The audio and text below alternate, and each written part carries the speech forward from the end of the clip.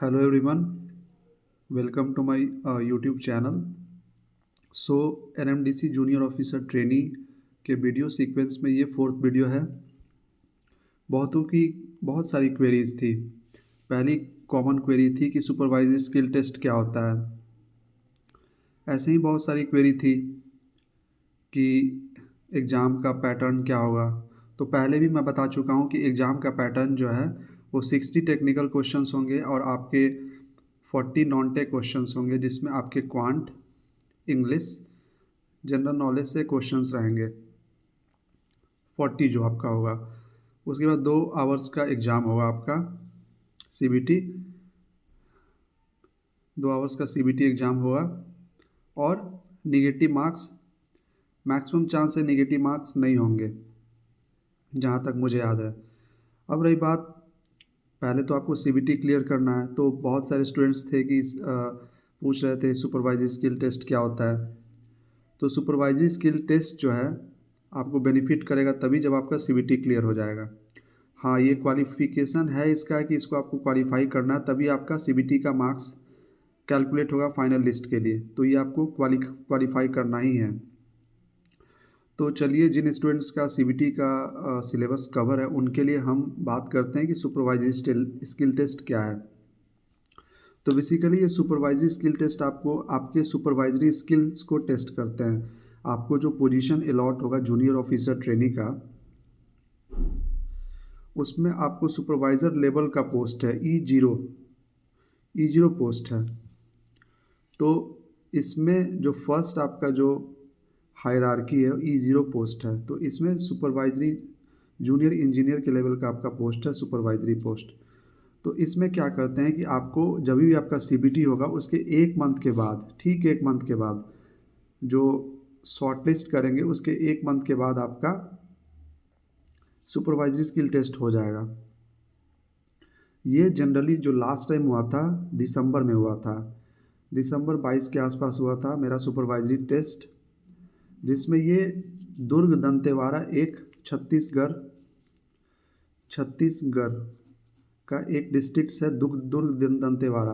वहाँ पे एक बछेली बायोम कॉम्प्लेक्स इनका है। तो इनके इंडस्ट्रियल सेंटर्स होते हैं ये। तो यहाँ पे क्या होता है कि इनके जो भी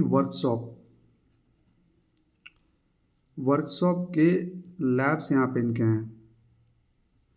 बड़े बड़े इक्विपमेंट आपको दिख जाएंगे, बड़े बड़े मशीन्स आपको दिख जाएंगे यहाँ पे। तो इसी वर्कशॉप सेंटर पे आपको कॉल किया जाता है। इस मे भी यहाँ कॉल किया जाए या दूसरे जगह कॉल किया जाए, बट जो मुझे कॉल किया गया था इस जगह पे कॉल किया गया था, बछेली कॉम्प्लेक्स दुर्ग दंतेवाड़ा।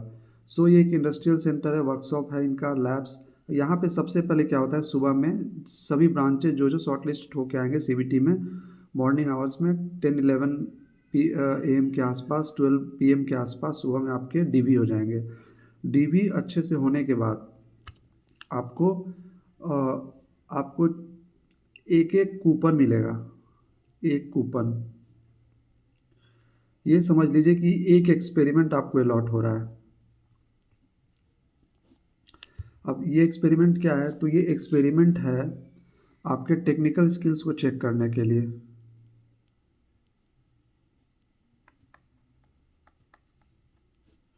टेक्निकल स्किल्स जैसे आप कॉलेज लाइफ में क्या करते थे कि आपका हर सेमेस्टर्स में एक वाइवा होता था या एक प्रैक्टिकल एग्ज़ाम होता था, जो कि 50 मार्क्स 60 मार्क्स, हर एक कॉलेज का अपना वेरिएशन है।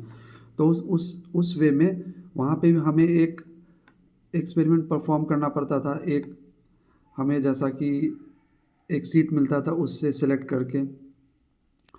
तो ठीक उसी तरह यहाँ पे भी 6-7 एक्सपेरिमेंट होते हैं, 6 to 7 एक्सपेरिमेंट होते हैं और रैंडमली आपको एक एक्सपेरिमेंट अलॉट हो जाता है। जैसे मैं बताऊँ अगर, तो मुझे लास्ट टाइम क्या मिला था, OCSC टेस्ट, ठीक है। तो OCSC टेस्ट के बारे में आपको लिखना है कि इसका, जैसे आप कॉलेज लाइफ में भी आप इसका क्या ग्राफ बनाते थे कि हाई वोल्टेज साइड पे क्या होता है, लो वोल्टेज साइड पे क्या होता है, ठीक है। हम डिवाइस कहाँ लगाते हैं, किधर ओपन सर्किट करते हैं, किधर। तो पूरे आपको एक थ्योरेटिकल वे में ओपन सर्किट टेस्ट के बारे में लिखना होता है और इसमें लिखना था, ठीक है। तो इसमें एक्सपेरिमेंटल परफॉर्म करना था। अब वहाँ पे जो भी हेड्स होंगे, 2-3 व्यूअर्स होंगे जो चेक करेंगे आपको, रिव्यूअर्स, 2-3 रिव्यूअर्स आपके डेस्क पे आएंगे। एक्सपेरिमेंट आपको एक प्रोटोटाइप मॉडल मिलेगा, प्रोटोटाइप। छोटे छोटे वायर्स मिल जाएंगे आपको,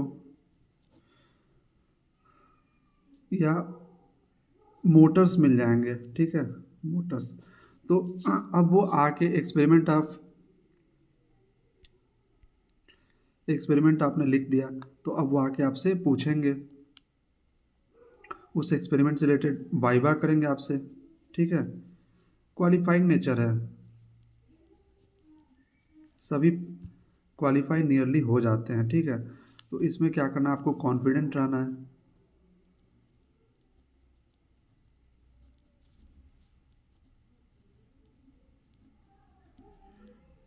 आपकी स्किल्स पे, आपने इतना लर्न करके आया, आपने सीबीटी क्लियर करके आया, मतलब आपके अंदर कुछ क्वालिटीज़ हैं, ठीक है, टेक्निकल स्किल्स हैं, तभी आप सुपरवाइजरी के लिए कॉल किया गया हो। तो आप कॉन्फिडेंट रहो यहाँ पे। और आपको बस क्या करना है कि एक्सपेरिमेंट परफॉर्म कर देना है, वो थियोरेटिकल चीज़ें लिख देनी है। अब उससे रिलेटेड वो पूछ सकते हैं कि आप इंडस्ट्री में कौन से पावर इलेक्ट्रॉनिक्स डिवाइस लगा सकते हो यहाँ पे, क्या यहाँ पे कोई मॉसफेट लगा सकते हैं, क्या यहाँ पे आईजीबीटी लगाना पॉसिबल है, या मतलब वो अपने इंडस्ट्री से रिलेटेड आपको पूछेंगे कि उनकी इंडस्ट्री चल रही है तो वहाँ पे कुछ आपका इन सब चीज़ों का आपका यूज है कि नहीं, मतलब ये सब यूज हो जाएंगे कि नहीं। तो बस आपको एक्सपेरिमेंट परफॉर्म कर देना और उससे रिलेटेड भाई बात, जैसे अब लास्ट टाइम क्या था, पावर इलेक्ट्रॉनिक्स से रिलेटेड कुछ क्वेश्चन से पूछे थे मुझसे, और मशीन्स वगैरह से रिलेटेड कुछ पूछ दिए थे, कंट्रोल से रिलेटेड। तो मतलब इंटर रिलेटेड टॉपिक्स है सारे, ड्राइव्स हो गए। तो ये सब आपके सुपरवाइजरी स्किल टेस्ट में आते हैं। तो जनरली क्या होता है कि सीबीटी हो गया, आपका शॉर्टलिस्ट का रिजल्ट आ गया, उससे 1 मंथ बाद आपका सुपरवाइजरी स्किल के लिए ये लोग कॉल करेंगे आपको। तो तो यही पूरा चीज़ जो मैंने आपको बता दिया। बहुतों की बहुत बहुत ज़्यादा जिज्ञासा में थे, क्यूरियस थे कि क्या होता है सुपरवाइजरी टेस्ट। तो कुछ नहीं होता है, क्वालिफाइंग नेचर का होता है, बस आपको यही करना होता है एक्सपेरिमेंट करके, और वाइवा का आंसर देना होता है। तो आपको वहाँ पे रिलैक्स रहना है, कूल रहना है, कॉन्फिडेंट रहना है। आप 1-2 क्वेश्चन का जवाब नहीं भी देते हैं फिर भी कोई दिक्कत नहीं है, जैसा कि एक इंटरव्यू में होता है। तो आपको बस वहाँ पे बताना है कि हम कैसे परफॉर्म कर रहे हैं ये टेस्ट, क्या आपने लिखा है थ्योरी में, एम ऑफ एक्सपेरिमेंट आपका क्या है, आप क्या क्या आपका रिक्वायरमेंट है, कंस्ट्रक्शन में क्या क्या आपको लेना पड़ रहा है, प्रोसीजर आपका क्या क्या है। बस 2 से 5 मिनट आपको मिलेगा, उसमें आपको लिख देना है शॉर्ट, और बस उसके बाद वाइवा आपका हो जाएगा। तो बस यही है और कुछ नहीं है। और एक और चीज़, अभी लेटेस्ट अपडेट ये है कि ये लोग जो भी सीबीटी के लिए शॉर्ट लिस्टेड था उनका एडमिट कार्ड भेजना स्टार्ट किए हैं, और एग्ज़ाम डेट 4 दिसंबर को है। तो अब उससे रिलेटेड भी एक चीज़ आप लोग देख लो, जैसे ये सिलेबस दिए हैं, काफ़ी एग्जॉस्टिव सिलेबस है। एनएमडीसी जूनियर ऑफिसर ट्रेनी का जो सिलेबस है काफ़ी एग्जॉस्टिव है। इस 1 मंथ के अंदर, 1 मंथ से भी कम के अंदर आपको बहुत सारे टॉपिक्स कवर करने हैं। तो विद इन अ वीक ये एग्ज़ाम डेट दे दिए। अब आपको रिलैक्स रहना है। सबसे बड़ी बात, इतना सिलेबस आपको कवर नहीं करना है। आप अपने कंसेप्ट्स पे कॉन्फिडेंट रहो, जितना आपने पढ़ा वो सफिशिएंट है। और 30 टॉपिक्स इसमें हैं, ठीक है। 30 टॉपिक्स में पहला टॉपिक्स है फील्ड थ्योरी नेटवर्क्स। इसमें आपको वही सब चीज़ें, सुपरपोजिशन थ्योरम्स हो गए, रेजोनेंस हो गया, टोपोलॉजी हो गया, सर्किट्स में जो भी पढ़ते हैं आपका लूप मेस, ये सब जितने हो गए। फील्ड थ्योरी में इलेक्ट्रोस्टैटिक फील्ड थ्योरी हो गया, मैग्नेटोस्टैटिक फील्ड थ्योरी। अब इलेक्ट्रोस्टैटिक में हम कैसे कैलकुलेशन करते हैं, चार्ज का कैलकुलेशन हो गया, या फिर आप electric field calculation, point charge, line charge, ये सब जितने कंसेप्ट है ये सब आ गया। डाइलेक्ट्रिक हो गया, फिर बाउंड्री कंडीशंस हो गया, डाइलेक्ट्रिक इंटरफेस, ये सब जितने हम पढ़ते हैं ईएसी के सिलेबस में इसको कवर किया है। आते हैं इलेक्ट्रॉनिक डिवाइसेस, इसमें एनालॉग और डिजिटल है, वही सब सारे कंसेप्ट यही से रिलेटेड जो एनालॉग में पढ़ते हैं, जो कि आपके ईडीसी वाले टॉपिक्स हैं। इसमें आपके आ गए सारे बीजेटी हो गए, बीजेटी के मॉडल्स हो गए, हाइब्रिड मॉडल्स हो गए, कैसे हम हाइब्रिड पैरामीटर कैलकुलेट करते हैं। इसमें अलग अलग आपके जो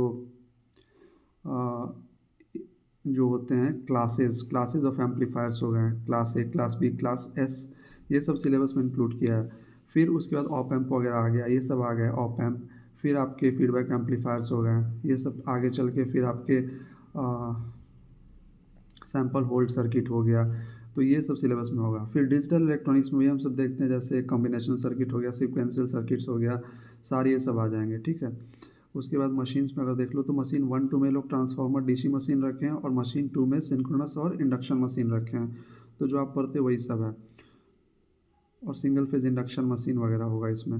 फिर मेजरमेंट इंस्ट्रूमेंटेशन में देख लो तो वही सब सारी चीज़ें हैं जो आप पढ़ते हो। जेई ए लेवल पे सीआरओ हो गया, आपका ब्रिजेज हो गया, एसी ब्रिजेज, डीसी ब्रिजेज। फिर इंस्ट्रूमेंटेशन में सारे आ गए आपके पोटेंशियोमीटर, करंट ट्रांसफार्मर, उसके बाद डिजिटल वोल्ट मीटर, ये सब जो ईएसी गेट ईएसी के सिलेबस में, जेई सिलेबस में सारे कवर कर गए। तो ये पूरा जो सिलेबस है ना, ईएसी तक के सिलेबस को कवर किया। आप अगर पावर सिस्टम में जाके देखो तो पावर सिस्टम में इन्होंने जनरेशन, ट्रांसमिशन, डिस्ट्रीब्यूशन तो दिया ही है, और जेईई के टॉपिक्स में कॉपर एफिशिएंसी कंपैरिजन ये भी दिया है। इसका मतलब जेई के भी टॉपिक्स हैं, एई के भी टॉपिक्स हैं। फैक्ट्स दे दिए, ईएसी के टॉपिक्स भी कवर किया है, एचवीडीसी भी दे दिया है, टैरिफ्स तो हैं ही जेई के टॉपिक्स में, तो ये भी ईएसी के सिलेबस में कवर कर दिया है। लोड ड्यूरेशन कर्व्स आप देख लो, कैलकुलेशन कैसे आप कैलकुलेट करते हो, डिमांड फैक्टर हो गया, डाइवर्सिटी फैक्टर हो गया, सब आपको देखना होगा इसमें। कंट्रोल सिस्टम भी सारा वो सब आपके टॉपिक्स आ जाएंगे जो ए लेवल पे होते हैं सारे। टिल स्टेट ट्रांजिशन मैट्रिक्स आपको टॉपिक कवर करना है। कंट्रोलेबिलिटी, ऑब्जर्वेबिलिटी कैसे कैलकुलेट करते हैं, ये सब, ठीक है। मैट्रिक्स ABCD कैसे होता है, ये सारे। उसके बाद पावर सिस्टम 2 में देखो तो पावर सिस्टम 2 में इन्होंने रखा है सिमेट्रिकल कंपोनेंट। इसके अंदर फॉल्ट्स हो गया, जेड बस हो गया, ठीक है। शॉर्ट सर्किट कैलकुलेशन कैसे करोगे, इससे एक क्वेश्चन आता है न्यूमेरिकल, ठीक है। उसके बाद आते हैं वाई बस, लोड फ्लो से हम वाई बस कैलकुलेट करते हैं। फिर स्टेबिलिटी भी हम देखेंगे कैसे, इक्वल एरिया क्राइटेरिया जो ए का टॉपिक्स है, गेट का टॉपिक्स है, उससे रिलेटेड कंसेप्ट्स। फिर लोड फ्रीक्वेंसी कंट्रोल, सारे ए के कंसेप्ट इसमें दे दिए हैं। स्विच गियर प्रोटेक्शन आप लोग देख लेना, जेई में कैसे रिले होते हैं, स्विच गियर्स कैसे होते हैं, प्रोटेक्शन सिस्टम पूरा इलेक्ट्रिकल का क्या है, पावर सिस्टम का प्रोटेक्शन क्या है, सर्किट ब्रेकर हो गया, अलग अलग सर्किट ब्रेकर, एसएफसी हो गया, वैक्यूम सर्किट ब्रेकर, ये सारे, ठीक है। ये सारे आपको कॉन्सेप्ट्स क्लियर करने हैं यहाँ पे। फिर यहाँ पे आपको रिंग सिस्टम, ठीक है, रेडियल सिस्टम, ये सब देखना है। अब आते हैं यूटिलाइजेशन में, तो यूटिलाइजेशन के बेसिक्स आप देख लेना। हीटिंग हो गया, इल्यूमिनेशन के कंसेप्ट्स हो गए, इलेक्ट्रोलाइसिस क्या होता है, ट्रैक्शन से रिलेटेड सिस्टम जो जेई में पढ़ते हैं हम लोग, ये सब सारे। सिग्नल्स, बेसिक्स ऑफ सिग्नल्स देखना होगा आपको, इसमें क्या क्या, यूनिट स्टेप फंक्शन, ये वाले। उसके बाद इम्पल्स, फोरियर ट्रांसफॉर्म, ठीक है।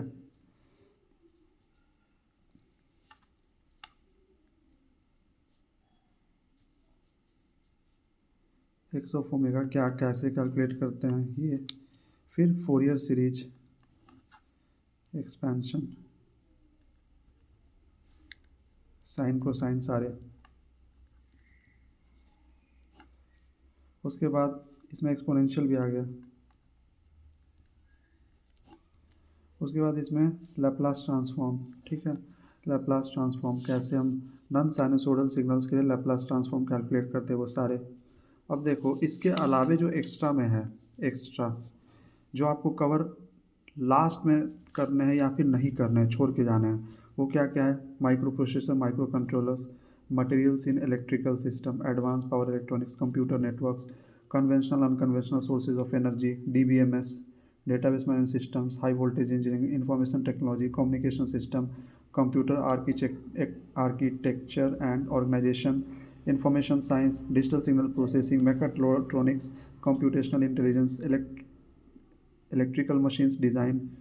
ठीक है, उसके बाद कैड जो कि इंजीनियरिंग ड्राइंग हम लोग करते हैं, ड्राइव्स, इंफॉर्मेशन सिक्योरिटी। तो ये सारे जो आपको जो ट्री के फॉर्म में देख रहे हैं, ये सारे ट्री वाले जो देख रहे हैं, ये आपको नहीं छूना है।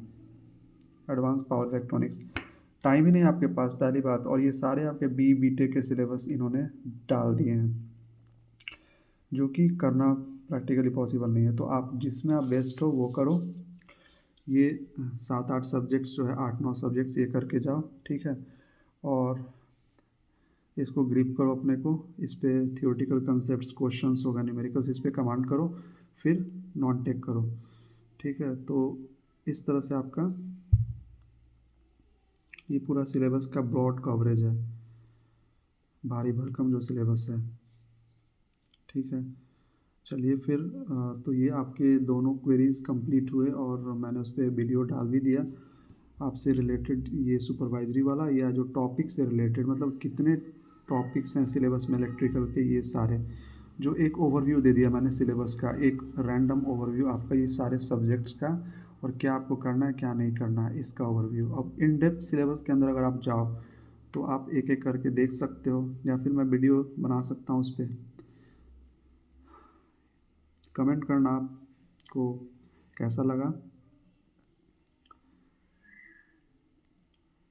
काफ़ी इंफॉर्मेटिव रहा होगा आपके लिए, होप करते हैं। तो ये सब चीज़ें थी जो डिस्कस करनी थी। और हाँ, एग्ज़ाम डेट आ ही गया आपका, 4 दिसंबर को है। एडमिट कार्ड आपका मेल पे आप चेक कर सकते हैं, जिन जो शॉर्टलिस्ट हुए उनको एडमिट कार्ड आ गया होगा। तो इस तरह से आप मूव ऑन कर सकते हैं एग्ज़ाम के लिए और सुपरवाइजरी स्किल टेस्ट के लिए। चलिए ठीक है, अगर वीडियो आपको अच्छा लगा होगा तो लाइक कीजिए, सब्सक्राइब कीजिए, अपने दोस्तों को, अपने रिलेटिव्स को फॉरवर्ड कीजिए, शेयर कीजिए, जो बेनिफिट ले सकें इसका, ठीक है, और जिनको नीड है। फिर मिलते हैं नेक्स्ट वीडियो में, तब तक के लिए थैंक यू सो मच। अच्छे से पढ़िए, अपने को इम्प्रूव कीजिए, अपने स्किल्स को इम्प्रूव कीजिए। Respect your parents, love your parents. Thank you.